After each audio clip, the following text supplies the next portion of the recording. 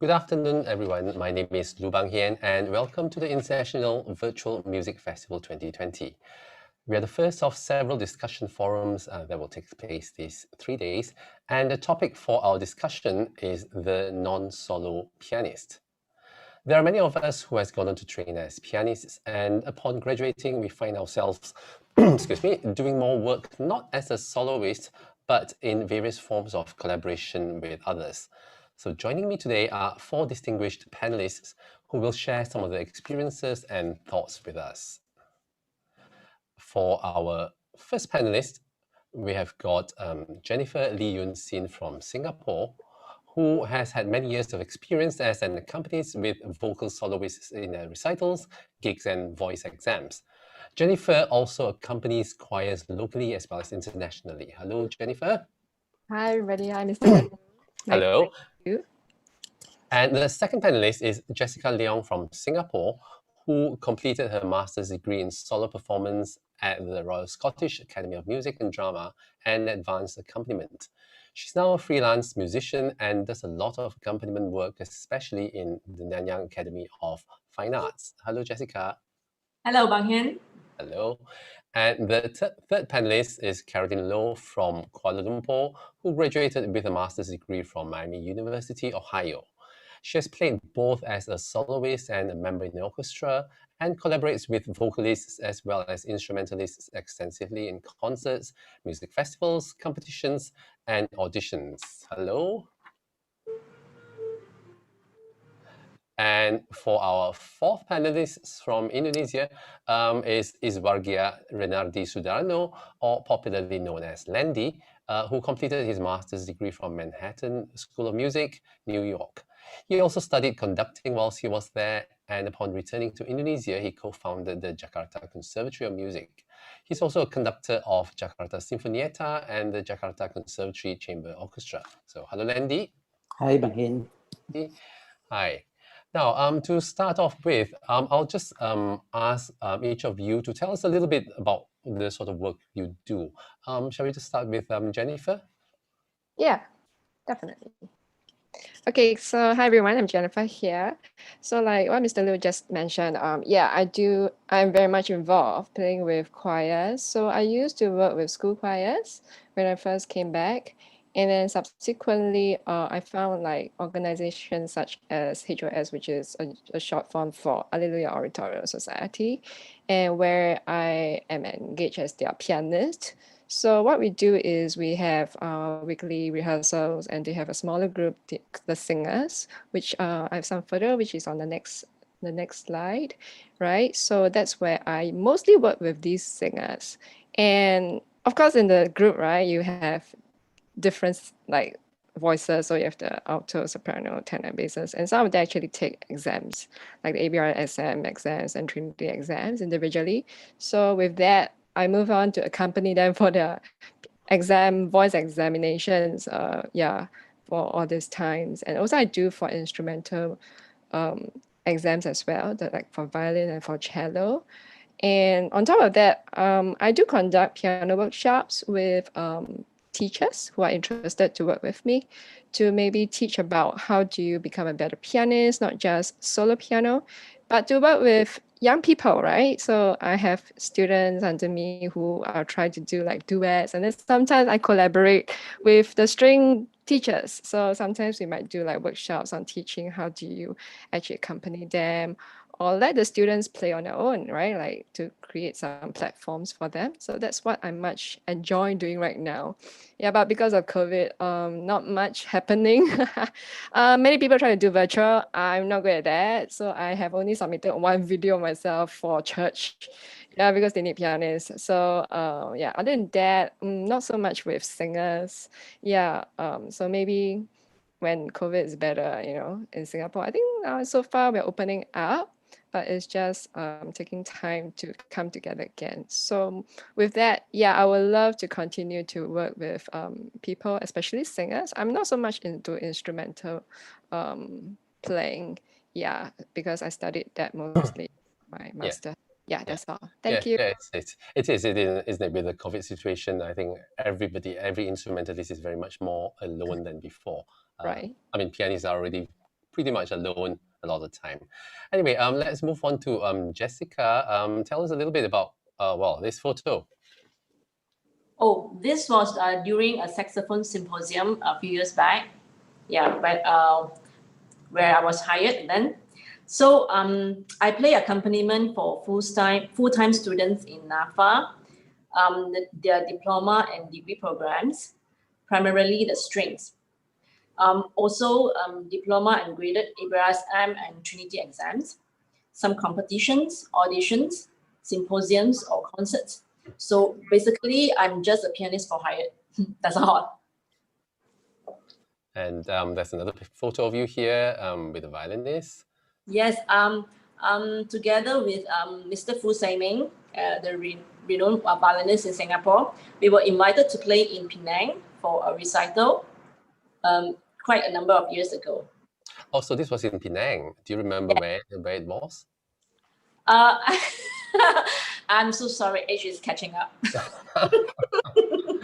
Sure. Okay.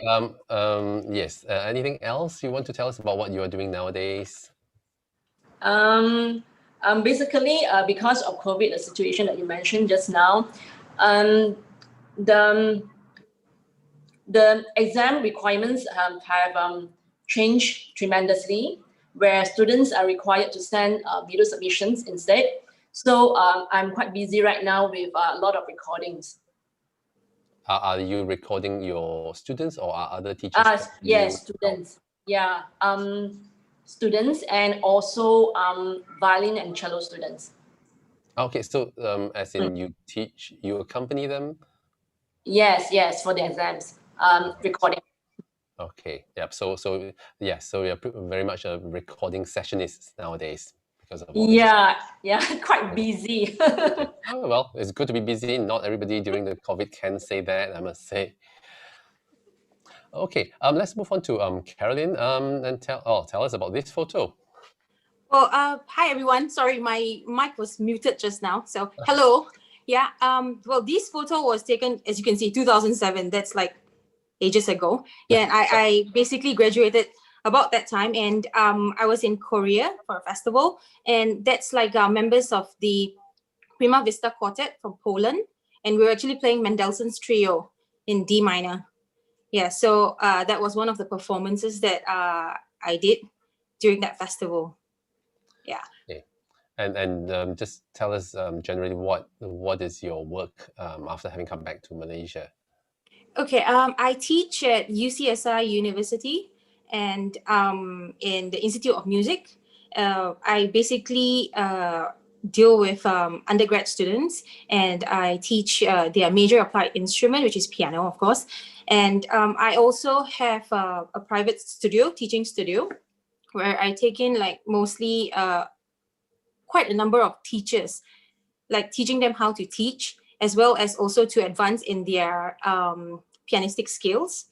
And besides doing that, I also do chamber works, like, in ensemble. So before this, I also taught in UPM, and we did like ensemble classes where, you have different combinations involving the piano.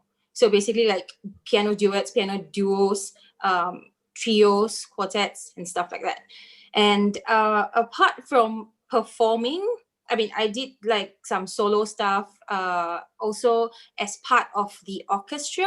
When I came back not long, I actually did the tour with MPO when they went to East Malaysia. So I was in KK at some point playing with the MPO as a pianist, not as a soloist. Yeah, so, and then along the way, I also did some collaborations with different orchestras, being the soloist in a concerto performance, which is also in a way, it's solo, but not quite solo, because there's still a lot of, a collaboration between the solo part as well as the orchestra. And in terms of work, accompanying also, because I do enjoy collaborating with people, and I basically do instrumental as well as vocal. So, accompanying for concerts, festivals, auditions, and, with all this COVID and stuff coming on, there's a lot of things online. So, yeah, but So hopefully the situation gets better and we don't need to stay online. But anyway, also piano duet. This is the photo we are seeing now. There's a piano duet. Yeah, that was during a piano gala held in Kuala Lumpur, and that's my colleague, Miss Chi Suyen. So we were playing barber excursions. It's a very interesting set of pieces. Actually, yeah, it was actually written for solo, right? For duet, and then you actually do have the solo version as well. So it's pretty interesting to see how it's connected, both works for 4 hands as well as just 2 hands. Yep. Yeah. And oh, okay, that's me on the right. Oh, this was a concert that we did to raise funds for Hospice Malaysia, and that's Mr. Lu, and he's actually my husband. So okay, yeah. Disclaimer now. Yes, I'm interviewing my wife, so I need to be extra polite here. Oh, okay. Yeah. So it's the main piece that we played during that concert was Butterfly Lovers. It was an arrangement, and we had a lot of fun. So playing piano is not just a very solitary thing. You can actually expand and do more with different types of combination. Yes, so right. this, yeah. Sorry. So you did some concertos as well, but you were saying how there's a lot of chamber music aspect in a concerto even. Yeah, actually, I think when you play a solo piece, it is much easier because whatever happens, you just carry on. Nobody knows, or even if people know, you just pick yourself up and go on. But if you're going to collaborate with the orchestra, then that's a whole story altogether, because there will be like 90 or 100 old people waiting for that cue. And if you don't come in the right spot, that's the end. So I'm sure Landy will have something to talk about that later, because he conducts. So yeah, different. Yeah. So it is very interesting actually. Yeah. All right. Let's move on. Yes, this is Landy now. Let's move on to Landy. That's you and your orchestra. Yeah. Well, this is my concert with the Jakarta Sinfonietta. We have a regular season, but of course, now everything is off, so we have to wait until I don't know when we are going to start again. But we're doing lots of online concerts. So yeah, it's make us busy, I guess. Well, I basically teach piano. I mean, I think probably I'm the oldest one here. So I graduated the first one. I was like more than 25 years ago. And I start with teaching piano and also giving concert. But then, since I get more involved in teaching, my students get more advanced, and they get more also. I get much more good student, and I start to focus myself in teaching. Then I think I have to be honest that I have to leave the concert opportunity because it's just take too much time. But then I also actually an academic director of the Jakarta Conservatory of Music, so it's. Well, yeah, basically it's a lot actually.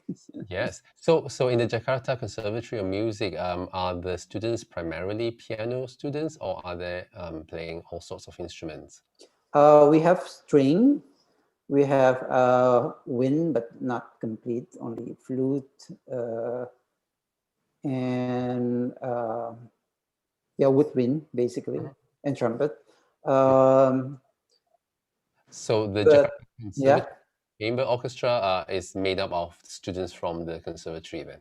No, there are 2 orchestras that I'm actually directing now. One is the Jakarta Conservatory Chamber Orchestra. That's the conservatory orchestra, which consists of pre-college students. They are all pre-college actually in the conservatory. Right. But this one is a professional orchestra, the Jakarta Sinfonietta. All right. So the Jakarta Sinfonietta is also a professional orchestra, yes. A full orchestra with all the instruments. Yeah. Yeah. Okay. Great. All right. So now we're talking generally, well, mainly about how, well, I think a lot of piano students, when they go overseas or go to a higher institution to train as a pianist, I suppose it's everybody's dream just to come out and to become a soloist. But of course, as we know, that's probably not realistic, and you do need to work a lot with other people. You do need to teach and so on. So what I want to ask each of you, or some of you anyway, is that during your studies, when you were in the university or conservatory or college and so on, what were the things that you found most useful now?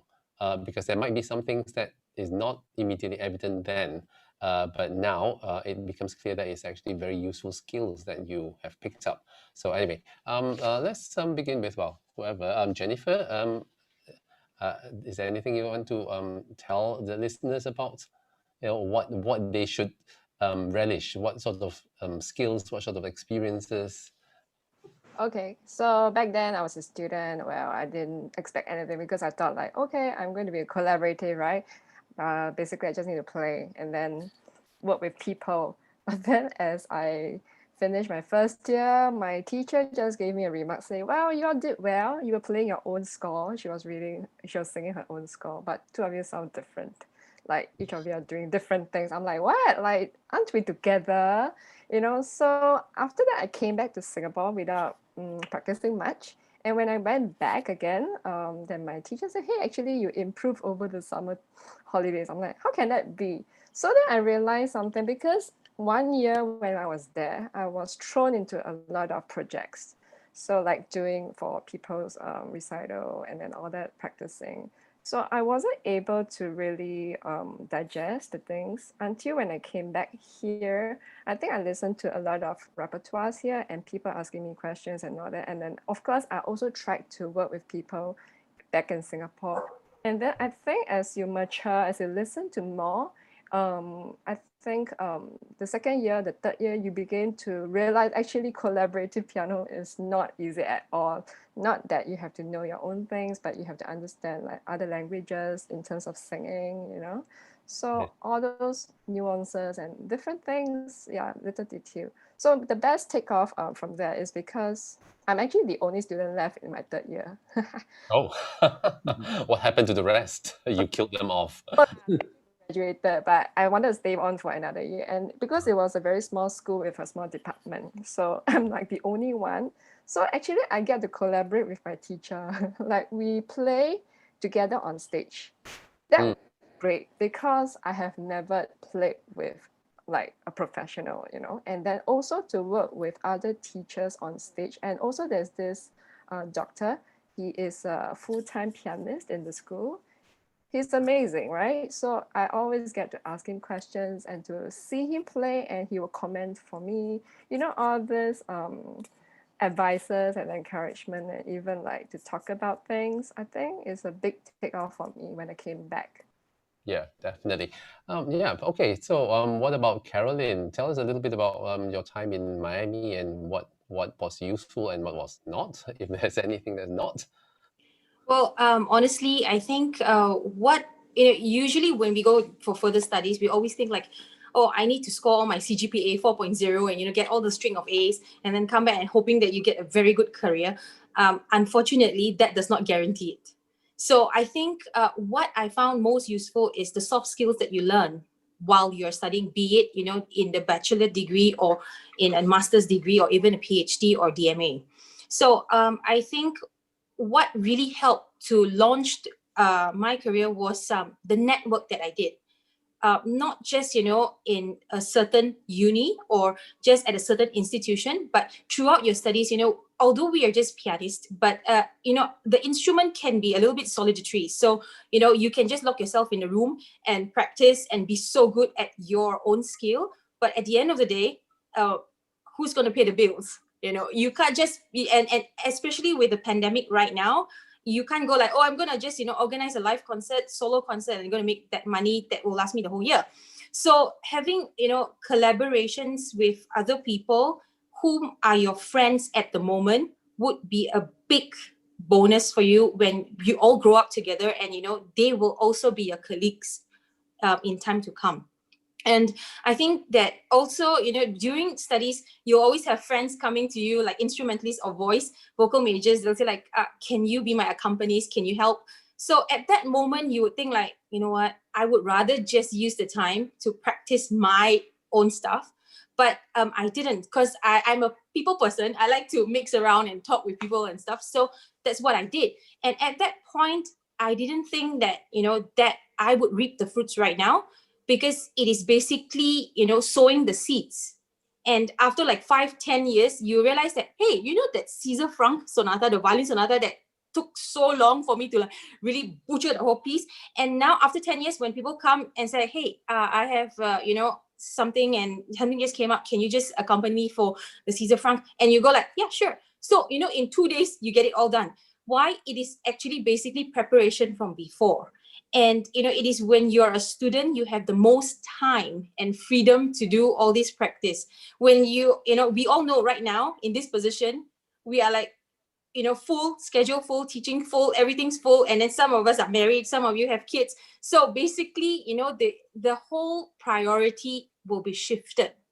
And while we are students, priority is just practicing piano, getting good results, and, making sure that you get top of the class or whatever. And with all the things that you prepare during then, it is not just for then. It's things that you take with you to the future. It's basically like investing lah. So you invest, and it's a delayed gratification that you get after 5 years, 10 years. So my advice to people who are students who are still studying right now, I think build your network. Okay, build your repertoire, build so that your database is big enough. If, let's say, for example, even like, concertos, you think that, you usually what happens, I don't know, where I teach in UCSI is that they have a concerto jury. So basically you have another student accompany, or the teacher would accompany the student. So if you have the time, go for it, do it, accompany. Why? Because if you are studying the orchestral part, you think that, this is not going to be useful for me because I'm not going to be the orchestra. But the thing is, if an orchestra suddenly has, a soloist who falls sick and say like, hey, can you stand in? And you basically need to know the solo part. But if you know the orchestra part, then it's going to be so much easier to just collaborate, and, things will just work out so much easier. So I think don't think in a smaller picture, plan bigger, so that you never know when you need these skills. Yes, I mean, it doesn't seem like, I suppose if you ask a student, they say that they're so busy, there's no time for this and that. But all this, taking on all these things will bear fruit much later in the career. All right, now let's move on a little bit to Jessica. Now, what about both Jennifer and Carolyn was talking about what they learned when they were studying. Now, what if you have somebody who is just about to graduate and just about to come back and want to make a career for themselves back in Singapore or Malaysia or Indonesia? What would you say to them? Any particular advice? Of course, a lot of them will dream of just becoming the soloist or the great teacher or something. So what would you say to them? Could you hear me?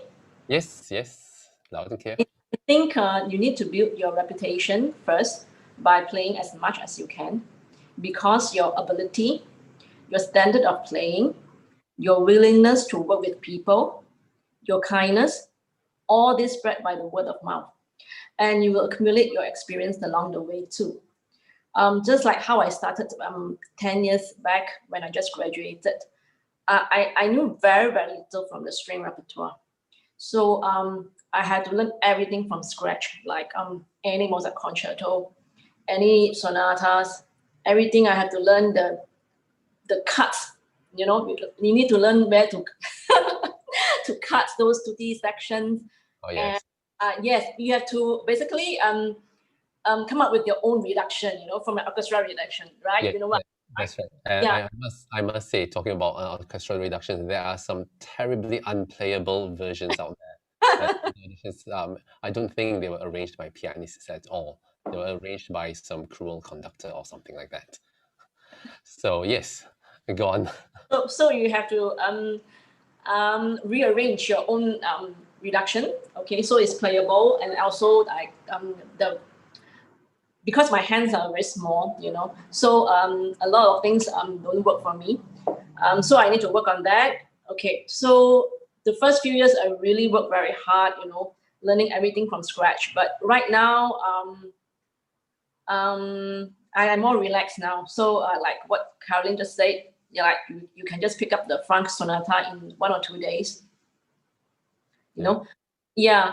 So it's not a problem anymore, or any Brahms sonata. So yeah, so Yes, so yeah. basically, you are saying to the aspiring career musician to be open-minded and just take on as many things as you can, well, while being able to handle it, of course.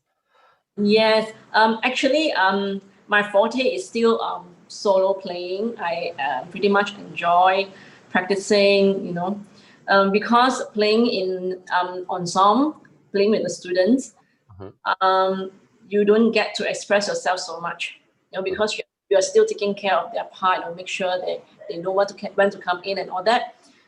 So I do keep up with my own solo playing very much, even even I'm busy with students. Yeah. Oh, great. All right, let's move on to Landy then. Well, you've got a lot of experience in training up students who's gone on to do competitions, to become career pianists, as well as those who want to come back to Indonesia and so on. So any advice for them? Yeah, well, basically, I think we just have to build up our network, I think. Yeah, so we have to know more people. We have to work with more people. I mean, don't hesitate if one offers you a concert, which is maybe you don't feel very experienced. Like, I mean, maybe some student is not so experienced with chamber music, but it's also good to start, I think. I think it's chamber music and song accompanying is also very important, because it's also important for the solo playing, I think. I mean, the ability to listen, the ability to balancing everything, it's really important. So yeah, I don't know. Yes. I was just wondering, have you noticed any differences in some of the students, for example, that you heard in master classes or even in concertos, those students who play a lot of chamber music and those who just concentrate purely on solo work? Oh yes, of course, it's very different. It's very different. I mean, normally the student who actually play chamber music and also accompanying, they are very sensitive, and it's very easy to coach them. I mean, to tell them to do this and that. But if you're just used to practice alone, then you know your ear is just so limited. It's just to yourself, so you don't open your ear. And especially in concerto, it's very nice for if one is actually really experienced in playing chamber music, because it's just like this. Yeah. So yeah, it does make a difference, of course. It's just that I suppose a lot of students just dream of being a soloist, and it seems, I suppose, less glamorous to just accompany a singer. So some of them hesitate in doing things like that during their studies. But yes, I think we all do agree that it is extremely helpful, and it does mold one into a better musician. Yeah, and I think also the thing is, if we learn solo piece, it's I mean, the composer does not only write. I mean, didn't only write for solo pieces. I mean, he has his song in mind, also his symphony in mind. So I think if you know much more repertoire than just solo pieces, it's really helped to understand the music, I think. Yes, definitely. All right. Now there is a question. Well, for I think probably all of you can answer this. Somebody asked, does piano accompaniment help in improving one's sight reading? Who wants to answer this? Maybe Jennifer? Oh yeah, definitely, because you sometimes have to like play the song within a few days because they might change the repertoire in the choir setting. So you got to sight read quick. So it does help. And other than that, how I learned it, sometimes I don't have much time, right? So listening helps. And then after that, you got to like, okay, quickly go to the piano and figure out the chords, progressions, and all those melody lines and entrances for the soloist or whatever. And sometimes, yeah, I just going to make out of it on the spot, like your left hand just keep playing. But eyes keep moving. Yeah, so it helps.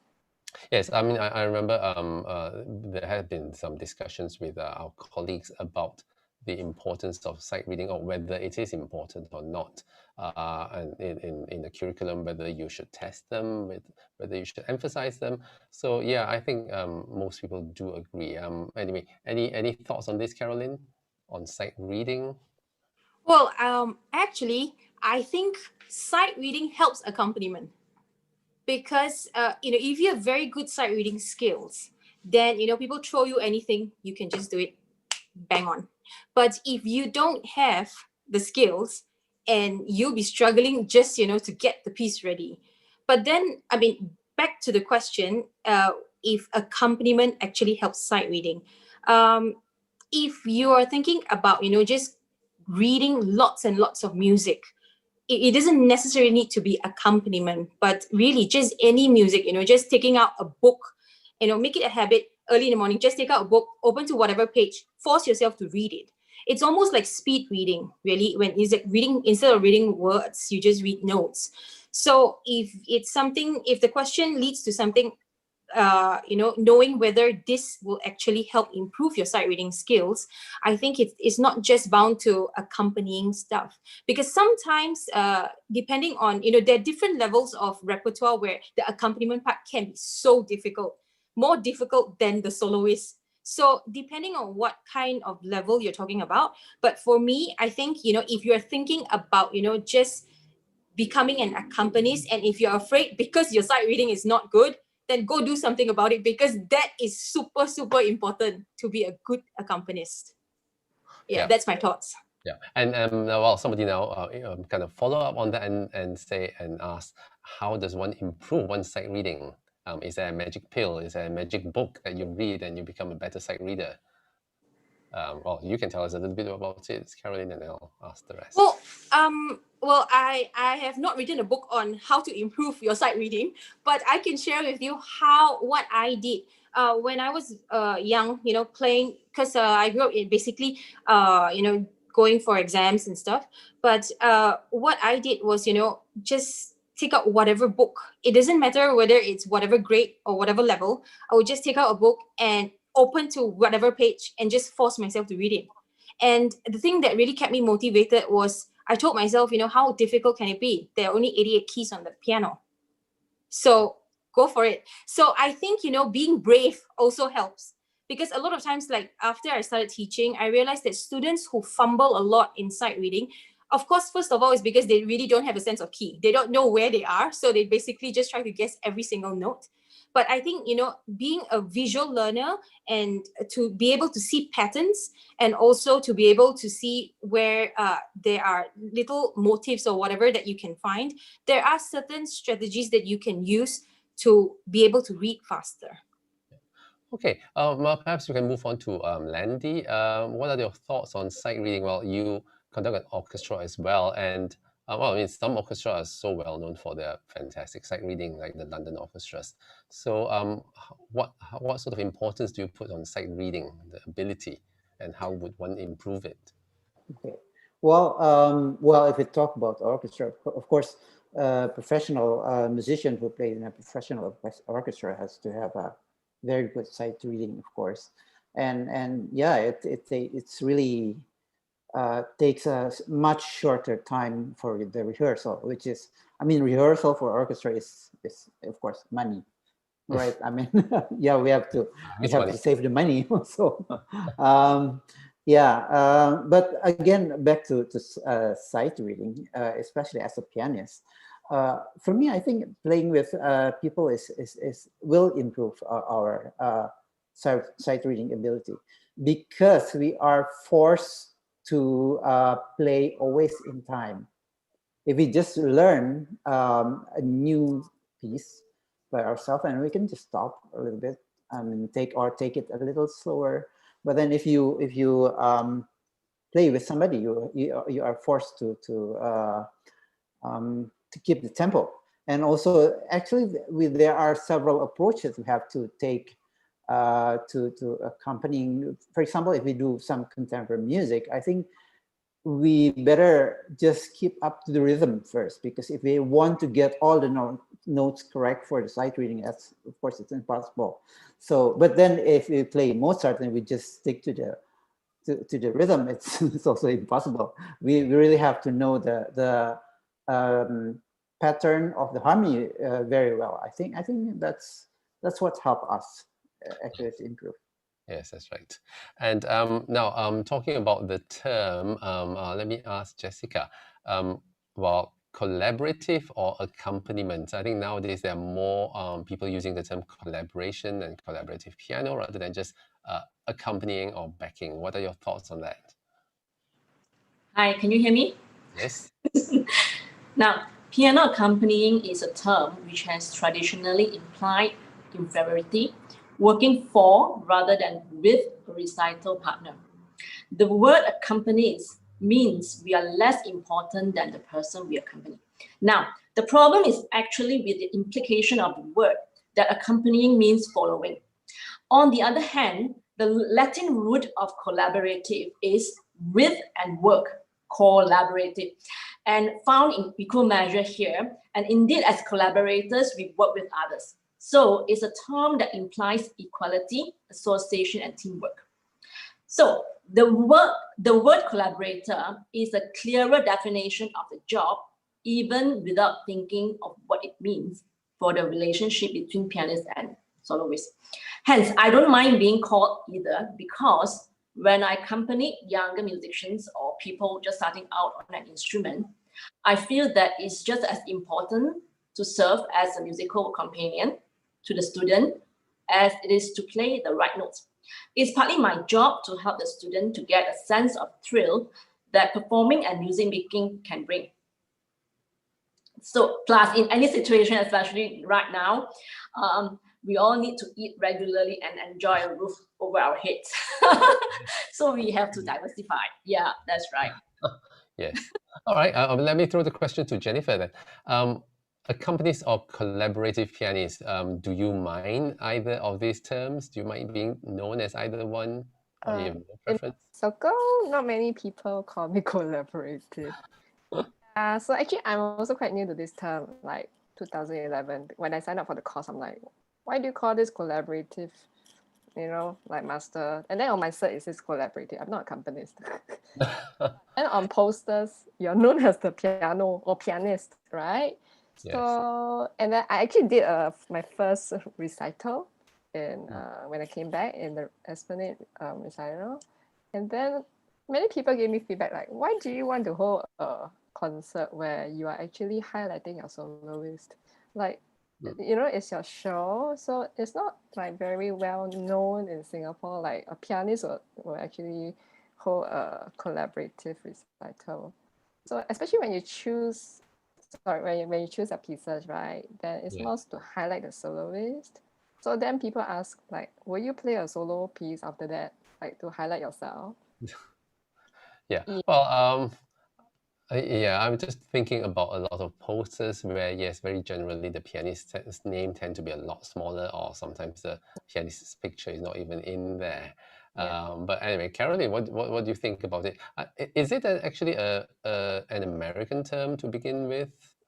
I was about to talk, to touch on that, because I have not heard of this until I went to America, and everybody's saying like, collaborative piano and blah, blah, blah. So for me, I think regardless whether it's accompanies or collaborator or whatever you call it, the one describes the role, which is collaborating and working with another person. And the other one's just a name tag, accompanist, right? But for me, I think really, technically, if you are a good accompanist, then you are a collaborator. because working together and enjoying and making music together, that's what it is, I think. Because it is never, for me, it is never, even if you are known as an accompanist, it is never a background thing. So for me, I think that regardless whether you're accompanying a flute player or a guitar, or even like you have a whole ensemble or whatever, I think everybody plays a role, and in different parts of the music, certain instruments are highlighted. So basically, of course, if you're talking about it is a sonata for violin and piano, then it will be both equally as important.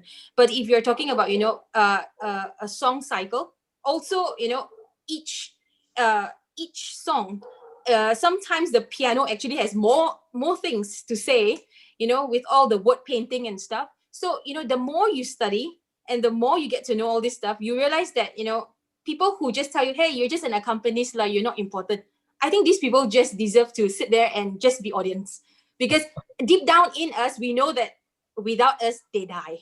Yes. Right? So yeah. So I think that is very important to know for ourselves what our role is. It is not about what people think and what people guess we are doing. I think that's very important, to know our own role and what we can do. That's right. All right. Oh, well, let me throw this question to Landy then. What makes a good, regardless of whether one's called an accompanist or a collaborator or collab pianist, that sounds like a dog lab, collab pianist. So Landy, tell the audience a little what, I'm sure you've met both types. What makes a good accompanist, a good collaborative pianist, and what makes a bad accompanist? Okay. Well, I think, collaboration and accompanying both are important. I mean, it's if we cannot just accompany. Actually, even we play a simple lead, for example, we do have to know all the harmonic progression. Because we have to shape the harmonic progression. If we just try to follow the singer, then it's actually, it's like somebody wants to how do you call that, chase people, but then try to go away, and so it doesn't really go to tell the harmony, to tell the story of the music. So yeah, it's well, I tell my student a lot, because I also teach accompanying and chamber music, that if we are an accompanist, we cannot just actually read and try to listen, but we really have to feel and sing along when we play. That's because right. Then it's just that. Yes. So not to just react to what's happening, and right. You need to be part of the music. You need to be a musical partner and not a musical backing. Mm-hmm. Exactly. Yeah. Now, moving on to a different subject. Somebody actually asked, which is totally nothing to do with this, but let's talk a little bit of it. Does memorizing or muscle memory benefit one, or does it actually make the person more dependent? Or this is, I suppose, more generally about piano playing rather than collaborative. Any thoughts on that? Maybe Carolyn, since you've taught a lot of students at colleges and universities. Well, I think it really boils back down to the type of learner this particular student is, because there are basically various types of learners. Some, they're very oral, so they're audio. Some are very visual. Some are also very kinesthetic, what we call the muscle memory. So for me, I think a combination of a few would be good, because, when you talk about memory, sometimes you think like, okay, I'm going to learn how to play this piece and I need to memorize it for a festival or for a concert. And then, you just play it like 500 times because you think that it'll get into your fingers. And then when you put your fingers there, and then it will just move by itself. But yes, to a certain extent, because your muscle remembers it. But that's when you are very much relaxed. Now, when you're about to get on stage, you have all this adrenaline rush and everything is going like, oh my gosh, and your heart is pumping like 140 beats per minute. And that is not going to make you feel the same as you were in your living room practicing. So depending on just your muscle memory, it's a little bit dangerous, I would say. So if you have a combination of, maybe oral, visual, and kinesthetic, that would help you. But just relying on muscle memory itself, for me personally, I feel that that's a little bit dangerous. Yeah. Well, let me just throw out a question to any of you. Any one of you can answer. So does memory play much in the role of a collaborative pianist or an accompanist? I mean, some people are almost sneeringly say, well, accompanying is easier because you don't need to memorize. What are your thoughts on it? Anyone? Jennifer, maybe? Oh, okay. So personally, I don't, but I know if it's possible, I'll try. Example, like when it comes to the page turning page, I have to memorize, of course, like the exact afterwards. I think the benefits of memorizing definitely will, your ears and everything is more open as you're more ready to go with your singer. Of course, like what Dr. Lenny has said, you have to sing along. So it's actually very good that you become into the music. It lets you free up this score reading thing. But at the same time, yeah, but like what Carolyn said, sometimes you are just nervous. So I don't, because in case I get nervous and the mind just went blank and the muscles doesn't connect afterwards, I still need a piece of paper to kind of guide me through. Yeah, it's true. What about Jessica? What do you think about memorizing? Does it come into collaborative playing very much? As Jennifer mentioned, during a page turn, probably you'll need to memorize before and after the page. So because I don't usually use a page turner. So yeah. So in any circumstances, I'll just miss notes. Is there any particular reason? I mean, I'm sure we all have had a nightmare of page turners, but is there any particular reason that you don't use page turners? I don't know. I think I'm more comfortable without one. Yeah, quite. You don't want somebody. Oh, maybe staring at me. Yeah. Yes. Yeah. What about Landy? Do you use page turners? I always try not to use them because it feels distracting. It's distracting. I mean, it's like I cannot move. They're he's or she is over there. So yes. All of a sudden, a big arm comes across your yes, eyes. It's true. Turning the page. Yes, that's true. Yeah. Okay. We've got about 10, 12 minutes left. Any final thoughts? Let me just check whether there are any questions. No. So any final thoughts? Any advice you can give to somebody who is thinking about becoming training as a pianist in their career? What would your advice be to the general listeners and budding musicians? Landy, you can start. Okay. Well, I think since our topic is about accompanying, I think it's very important to learn the chamber music and lead accompaniment. Again, we've already talked a lot about that, but it's I think I always hear this from my student who just graduated from their master abroad in Europe or the States, that it's actually much more fun to play chamber music or play a lead than just doing solo recital, because then you have to wait for you have to play in this on stage 1.5 hours. That's tough. but if you play chamber music, you share the excitement with somebody else, and it's much more fun, I think. Yes, I mean, that's the joy of making music with others that solo music doesn't give you. What about? Oh, actually, there is just one rather funny question coming in. And well, whoever who has the experience of it, hands up, and you can tell us about it. What do I do if the person I'm accompanying has a terrible rhythm, or in some situation where a vocalist starts singing in their own key? Hands up who has had this sort of experience. I think I need to put 2 hands up. Anybody else? Okay, everybody has it. Okay, Carolyn, put 2 hands up. All right, tell us about your experience, Carolyn. Well, I must say that singers are very creative. Sometimes they come in with their own keys.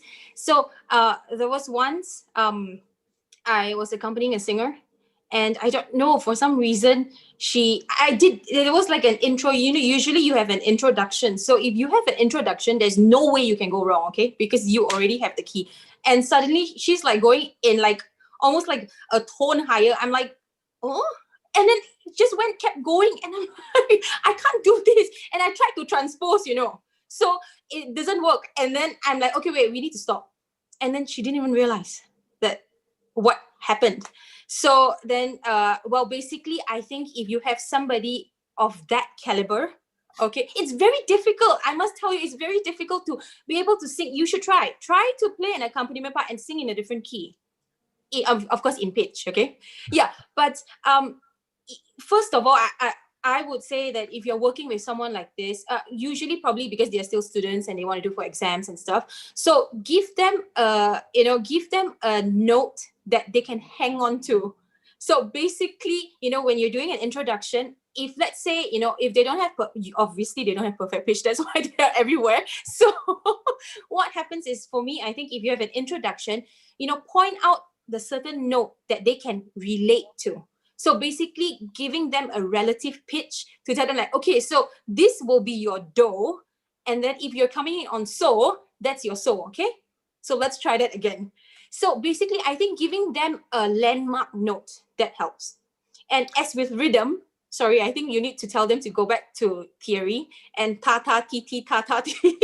Because yeah, with the wrong rhythm, it's almost impossible to work with more advanced repertoire. But another experience that I was a page turner for Bryn Terfel. He came to Dewan Philharmonic Petronas a couple of years ago. So suddenly they asked like, you know, because I wanted to get the tickets to his concert, but it was all sold out. So I was like so upset. And I had a friend who works in there. So she's like, hey, you know what? They're looking for a page turner. Do you want to turn? I'm like, yes, sure. And so you get to watch the concert live. So, okay, so I went in to turn the page for his pianist. Oh my gosh, it's amazing. So I was like, are we going to have a rehearsal? Let's do a rehearsal. I can be at the rehearsal. And they were like, Bryn says it's okay. We don't need a rehearsal. So I was in the back, half an hour before the concert. The pianist just looked at me. I forgot his name. It's bad, but he's really good. So he just showed me, okay, these are the scores that we'll be playing. This is the first half only. I'm like, huh? And then this is the second half. So when it went up, he was not reading. So the first one went on. Okay, so I could read, turn.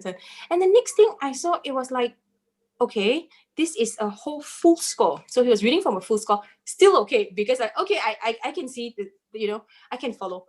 And then the next thing he came up with, I'm like, I don't even know what language it was, okay? So I was like, okay, never mind, just listen to the pitches.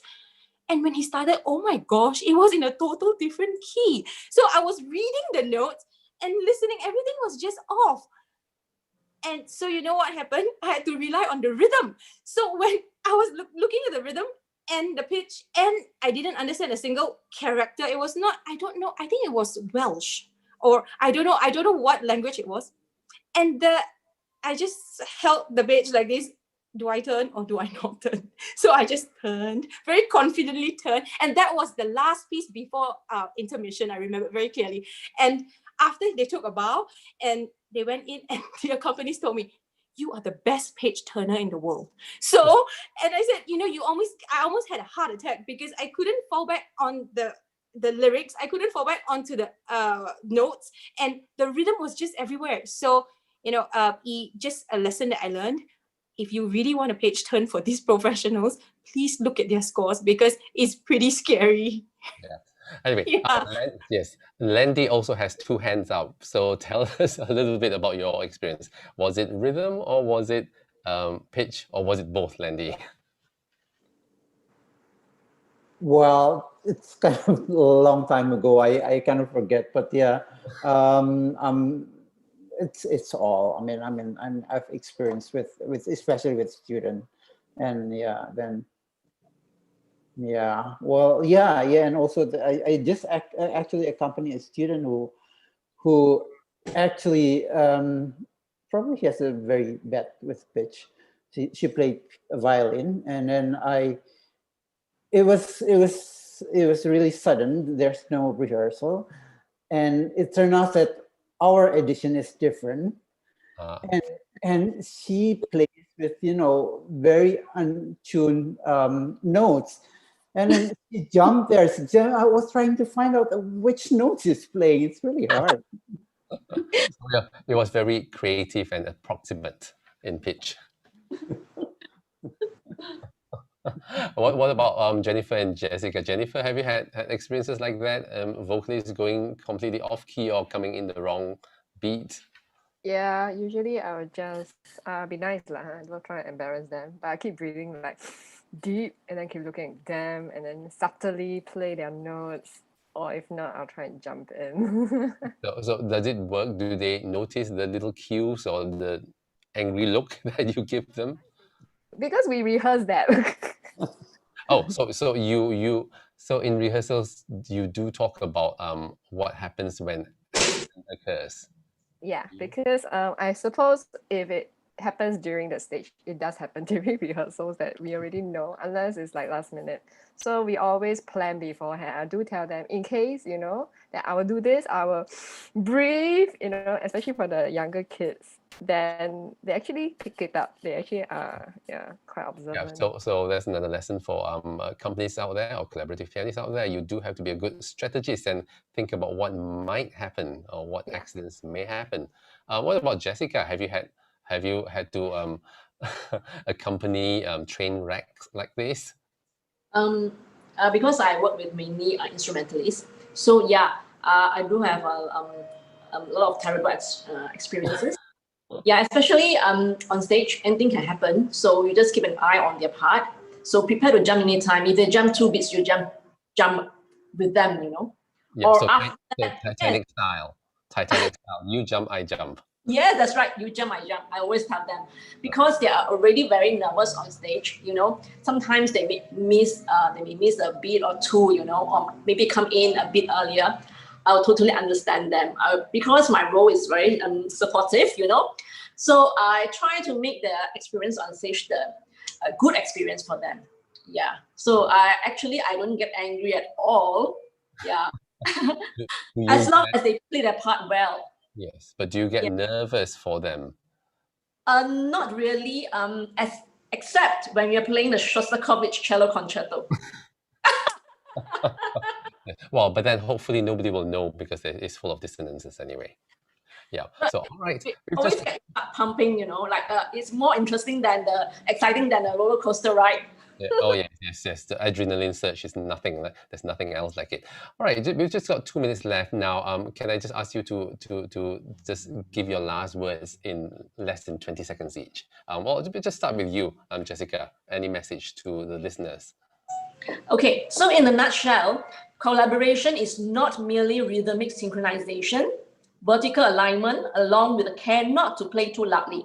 Most importantly, it demands our physical understanding of how our partners feel, his emotional and physical needs, and finally, of course, our own needs as well.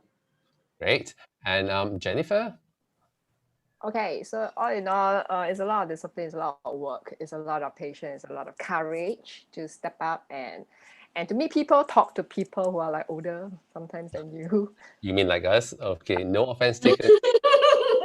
But it's good to learn from each other. I love it. So if you love to collaborate, keep it up and keep going. Great. And Carolyn?